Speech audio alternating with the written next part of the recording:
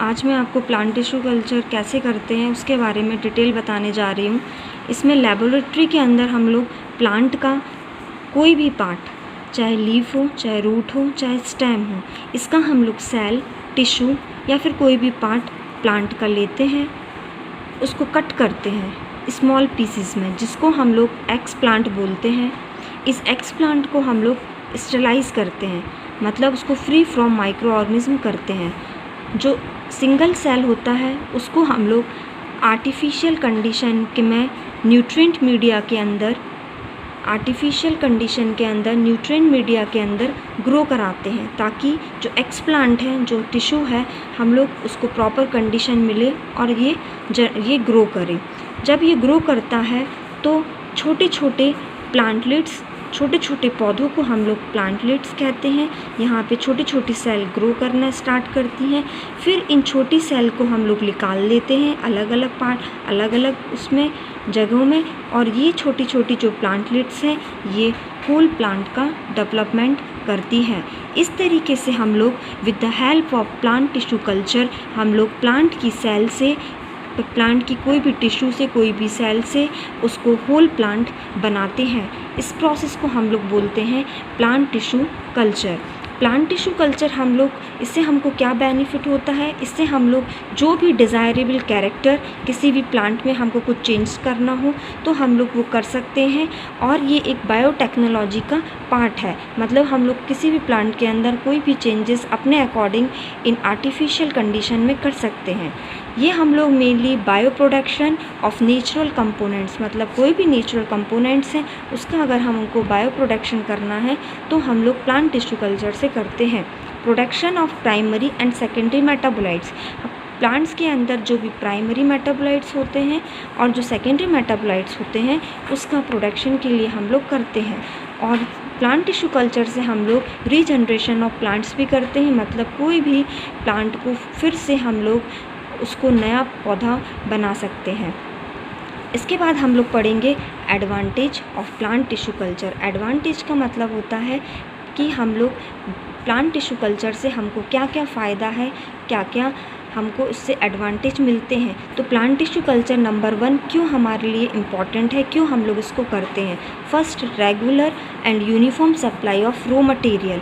इसका मतलब ये होता है कि सबको, ये अभी हम लोग पढ़ चुके हैं कि हम लोग किसी भी सेल को आर्टिफिशियल मीडिया में ग्रो कराते हैं। इसका मतलब ये है कि प्लांट टिश्यू कल्चर में हम लोग regular and uniform raw material, मतलब प्लांट्स को जो भी आर्टिफिशियल कंडीशन चाहिए है प्रॉपर उस प्लांट के ग्रो के लिए, सप्लाई के लिए, उसके डेवलपमेंट के लिए, तो हम लोग ये कंडीशन में उसको अपना लेबोरेटरी के अंदर उसको सारी आर्टिफिशियल कंडीशन दे के उसको प्रॉपरली ग्रो कराते हैं। Second, overcome of fluctuation in quality. जैसे कि हम लोग ट्रेडिशनल वे में देखते हैं हमारे प्लांट्स इतने अच्छे से ग्रो नहीं कर सकते थे, तो इन आर्टिफिशियल कंडीशन हम लोग जो भी प्रॉब्लम्स रहती थी प्लांट को ग्रो करने में उसको हम लोग आर्टिफिशियली प्रोवाइड कराते हैं और उससे उसको प्रॉपरली न्यूट्रिशन, प्रॉपर एनवायरनमेंट मिलता है, जिसके कारण जो प्लांट है वो प्रॉपरली ग्रो करता है और उससे उसका जो क्वालिटी है उसमें इम्प्रूवमेंट होता है।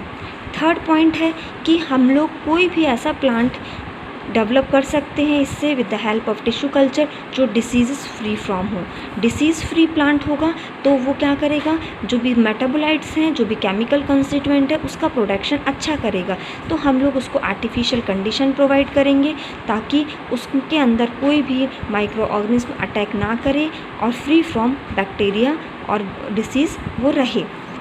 Fourth one is easily purification and biosynthesis of chemical compound. Plant tissue culture से ये आसान हो जाता है कि हम लोग अपने लेबोरेटरी के अंदर जो भी केमिकल कंस्टिट्यूएंट है प्लांट्स जो यील्ड दे रहा है उसको हम लोग ईजीली निकाल सकते हैं और कुछ भी चेंजेस करके उसके अंदर बायोलॉजिकल केमिकल सिंथेसिस को चेंज कर सकते हैं। Next one is modification in chemical structure. हम लोग कोई भी उसके अंदर स्ट्रक्चर के अंदर with the help of plant tissue culture उसके केमिकल नेचर को भी, उसके केमिकल स्ट्रक्चर को हम लोग प्लांट्स के अंदर उसको चेंज कर सकते हैं। Next is crop improvement. Crop improvement का मतलब होता है किसी भी प्लांट की यील्ड को बढ़ाना, उसकी क्वालिटी को बढ़ाना। इसमें हाइब्रिड हाइब्रिडाइजेशन प्रोसेस होती है जिसके अंदर हम लोग सोमेटिक हाइब्रिड लेते हैं।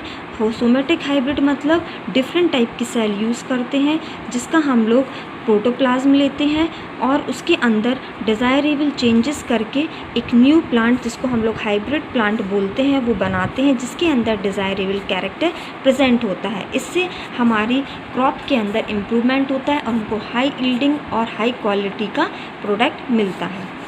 Next one is biosynthesis pathway tracing. इसमें क्या होता है कि हम लोग जो भी प्राइमरी सेकेंडरी मेटाबोलाइट्स प्लांट के अंदर बनते हैं वो कैसे बनते हैं, अगर हमको उसको चेक करना है तो इसके अंदर हम लोग रेडियो एक्टिव सब्सटेंसेस यूज़ करते हैं जिसको हम लोग लेबल्ड करते हैं और प्लांट के अंदर इंजेक्ट करते हैं with the plant tissue culture. तो प्लांट्स के अंदर प्राइमरी से सेकेंडरी मेटाबोलाइट्स या कोई भी केमिकल कंस्टिट्यूएंट कैसे बन रहा है इसका हम लोग को पता चलता है। Thank you.